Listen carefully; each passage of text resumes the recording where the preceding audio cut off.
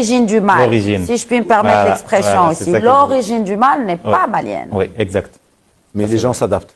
C'est-à-dire, quand on voit un exemple qui fonctionne quelque part, on va se l'accaparer. Non, mais on aimerait bien peut-être parler de comment tout cela a commencé. Peut-être qu'on comprendrait mieux où l'on se dirige. Oui. En fait, c'est que le cas du Sahel en général, parce que par rapport au cas du Mali, je pense que ça englobe actuellement le Sahel central du Burkina, parce que c'est le même groupe qui opère sur les cas. Effectivement, si on regarde, l'origine n'est pas du Mali, n'est pas du Sahel.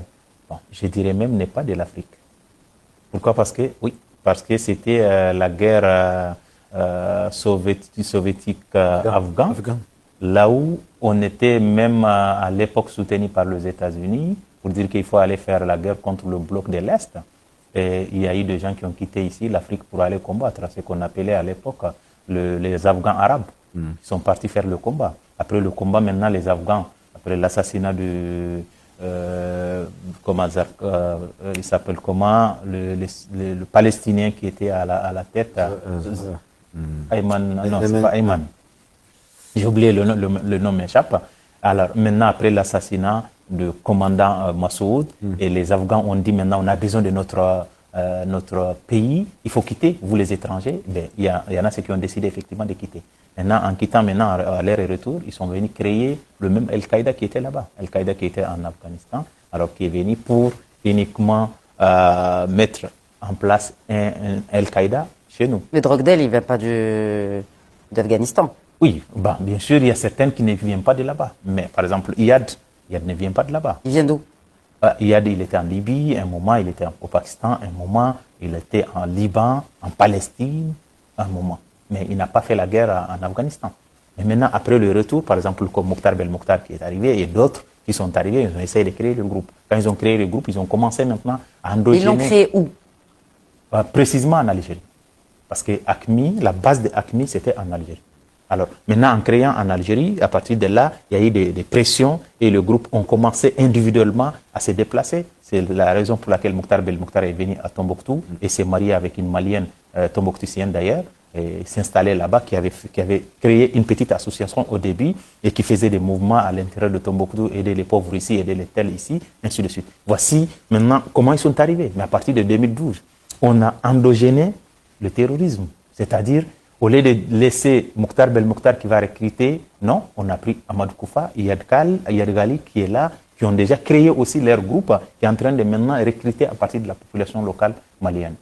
Et puis qui est aussi en train de profiter d'une instabilité, de la montée du séparatisme pour recruter davantage et pour créer de nouvelles alliances. Bien sûr, c'est ça qui s'est passé. C'est pour cela que j'ai dit, par exemple, j'ai rencontré des jeunes au nord du Mali, de même famille, disons, même mère, même père.